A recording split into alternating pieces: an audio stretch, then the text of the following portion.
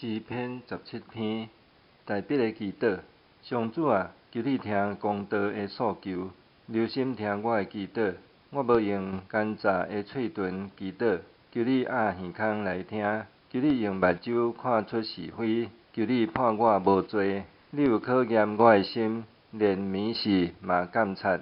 你用火锻炼我，无找到什么歹。我立志无互我的喙有过失，我遵趁你讲的话，无亲像别人的行做。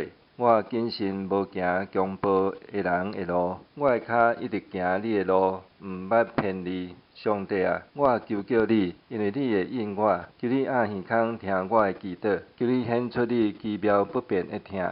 用正手救倚靠你的人脱离因的对敌，求你保护我，亲像保护目睭人，也看我伫你实下。求你互我脱离抢劫我的歹人，脱离围困我要害我性命的对敌。因太捌怜悯的心，因的喙讲骄傲自大的话，因追入我，现在围困我，因直日上要甲我摔倒伫涂骹，因亲像狮笑想要拆碎我。亲像猛狮埋伏在长等，上主啊，求你起来对付对敌，互因屈服，用你的刀救我的性命脱离歹人。上主啊，求你用你的手救我脱离世间人，脱离伫现世享福的世间人。你用你的财物长满因的腹肚，连因的囝儿嘛长甲饱饱，阁有剩通留互因的子孙。若是我会看见你的面，因为我的行为正直。我困醒的时，你的临在会互我满足。